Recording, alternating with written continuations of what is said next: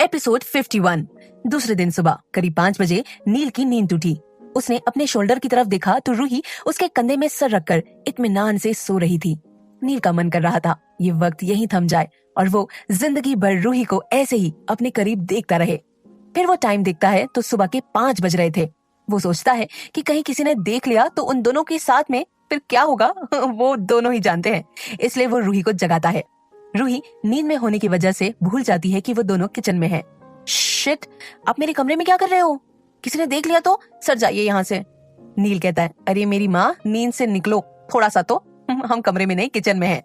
रूही अपनी आंखें मुश्किल से खोलती है और इधर उधर देखती है। फिर नील से बोलती है, ओ सॉरी सर, मैं भूल गई थी।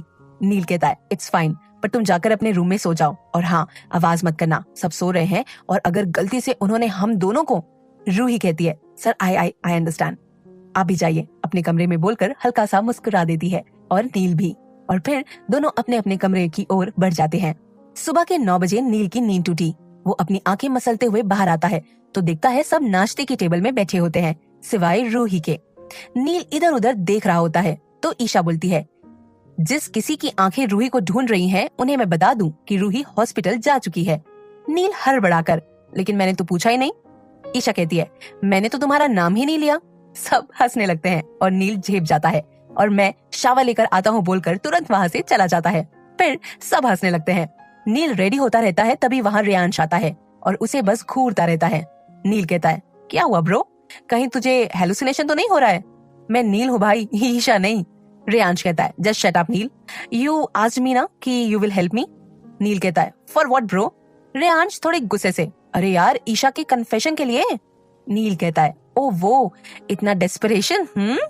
रेयांश कहता है, अबे बता तू हेल्प करेगा या नहीं? नील कहता है, of course bro, I will help you. Reyansh कहता है, तो फिर तू बता मुझे क्या करना है? नील उसे अपना प्लान बताता है और रेयांश उसके प्लान से सेटिस्फाई हो जाता है। फिर दोनों हॉस्पिटल चले जाते हैं। इधर रूही रेशमी के पास बैठकर उससे बात कर रही होती है और उसे विश के साथ जो जो हुआ वो पूरी बात बता रही थी। तभी वहाँ नील आता है और बोलता है तेज आवाज में, ओफो रूही, तुम यहाँ हो, मैंने तुम्हें कहाँ कहाँ नहीं ढूंढा।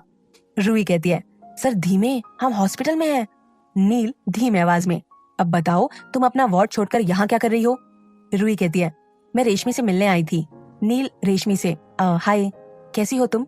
रेशमी एक पल तो नील को देखती रह जाती है। I am fine doctor. Neel कहता है, ठीक है, आई नो डॉक्टर, रूही ने अपनी दी के बारे में आपको सब बता दिया होगा। रूही चौंक कर, आपको कैसे पता चला? नील कहता है, क्योंकि शायद मैं तुम्हें तुमसे ज्यादा जानता हूँ। 2 मिनट खामोशी से एक दूसरे को देखते रहते हैं। तभी वहाँ डॉक्टर शेली आती है और बोलती है, इज एवरीथिंग फाइन गाइज? नील और रूही एक दूसरे के चेहरे से नजर हटाते हैं। रूही कहती है, यस मैम, बट आप एक बार फिर चेक कर लो ना रेशमी को। डॉक्टर शेली रेशमी को चेक करती है और बोलती है, गुड रिकवरी, बट फिर भी अंडर ऑब्जर्वेशन में 15 दिन आपको लगेंगे ही। ये बोलकर डॉक्टर शेली चली जाती है। रूही कहती है, रेशमी, आई नो तुम बहुत बड़ी ट्रेजेडी से अभी अभी निकली हो, but I need your help. रेशमी उसे एक टक देखती है तो नील बोलता है, तुम जिस नर्सिंग इंस्टीट्यूट की स्टूडेंट हो, विश दी भी वहीं की स्टूडेंट थी। हम ये जानना चाहते हैं कि तुम ग्वालियर से जबलपुर कैसे आई? रेशमी कहती है, मुझे ज्यादा कुछ याद नहीं है, मैं हॉस्पिटल से हॉस्टल आ रही थी, तभी किसी ने पीछे से मुझे दबोचा और इंजेक्शन दिया। रूही बीच में ही, वो ड्रग्स था, पर तुम्हें उसमें से किसी की शक्ल याद है? रेशमी कहती है, नहीं, उसके बाद शायद मैं बेहोश हो गई और फिर जब मैंने अपनी आंखें खोली तो मैं हॉस्पिटल में थी। वो बोलकर सिसक उठी थी। रूही उसके गले लगकर उसे शांत करवाती है और नील रेशमी को बोलता है, hey, you are strong girl and next time suicide का सोचना भी मत, वरना मुझसे बुरा कोई नहीं होगा, बोलकर हल्का सा उसका सर सहला देता है और रूही धीरे से बड़बड़ाती है, इनसे बुरा तो कोई भी नहीं हो सकता। नील रूही बोलकर आंख दिखाता है तो रूही झटके से उस रूम से बाहर आ जाती है। इधर ईशा रेयांश से बात करने का ट्राई करती है, बट रेयांश अब उसे इग्नोर कर रहा था। तभी रेयांश के फोन में कॉल आता है और वो थोड़ी तेज आवाज में, of course baby, south cafe ना? ओके डन, शाम 4 बजे पक्का पक्का, हाँ मैं आ जाऊंगा, डोंट वरी। ये सुनकर ईशा का तो खून ही खौल गया। वो मन ही मन बड़बड़ाने लगती है, बेबी माय फुट, पक्का वो काजल चुड़ैल है, मैं भी देखती हूँ कैसे कैफे डेट पे जाता है। फिर कुछ सोचकर बोलती है, रेयांश, तुम काजल के साथ जा रहे हो ना डेट पर? रेयांश कहता है, और किसके साथ जाऊंगा? ईशा का तो मन बड़ा कर रहा था कि वो बोल दे कि वो उसके साथ डेट पे चल सकती है, पर बोलती नहीं और रेयांश वहां से चला जाता है। और ईशा क्या करती, वही सोच रही थी खड़े खड़े। वो ये सोचते सोचते जाती है कि सामने से आ रही जिया से टकरा भी जाती है। पुलिस भी रेशमी का स्टेटमेंट लेने आती है और रिकॉर्ड करके ले जाती है। रूही रेशमी के बारे में अब भी सोच रही थी कि कैसे दरिंदे हैं इस दुनिया में, किसी को जिंदा नहीं छोड़ते, और अगर जिंदा छोड़ भी देते हैं तो जीने की वजह ही नहीं रहने देते। ये सब सोच सोच के रूही का सर दर्द शुरू हो गया। एक तो वो आज रेशमी से मिलने के चक्कर में ढंग से सो भी नहीं पाई थी। वो हेड डाउन करके ही स्टूडेंट लॉकर रूम में बेंच में बैठ जाती है। इधर जिया, सॉरी मैम, ईशा कहती है।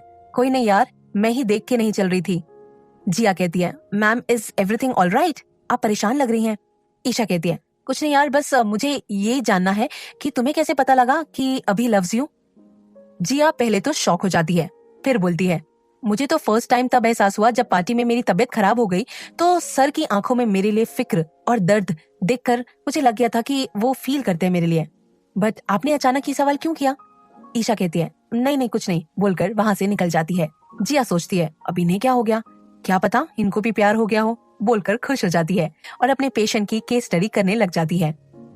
इधर रूही का फोन बीप करता है तो रूही देखती है नील का टेक्स्ट रहता है, कम इन टू माई कैबिन। रूही नील के कैबिन में जाती है तो वहाँ एक डिस्प्रिन की टैबलेट एक ग्लास में डालकर रूही की तरफ ग्लास बढ़ा देता है। रूही कहती है, क्या? नील कहता है, जब ज्यादा सोच नहीं सकती हो तो मत सोचा करो, और हाँ ये पी लो, सर दर्द चला जाएगा। रूही कहती है, आपको कैसे पता? नील बीच में ही, ड्रिंक इट। रूही चुपचाप पी लेती है। नील, अब तुम जा सकती हो। रूही कहती है, आई डोंट बिलीव दिस, आपने मुझे इसलिए यहाँ बुलाया था? नील कहता है, और नहीं तो क्या, जब सर दर्द हो रहा हो तो तुम मेडिसिन ले सकती थी, बट तुमने लिया नहीं। रूही कुछ नहीं बोलती, चुपचाप नील के कैबिन से निकल जाती है। शाम को ठीक 4 बजे रेयांश साउथ कैफे के लिए निकल जाता है और काजल भी करेक्ट टाइम पे आ जाती है, पर रेयांश इधर उधर देखने लगता है। काजल कहती है, कोई और भी आने वाला है क्या?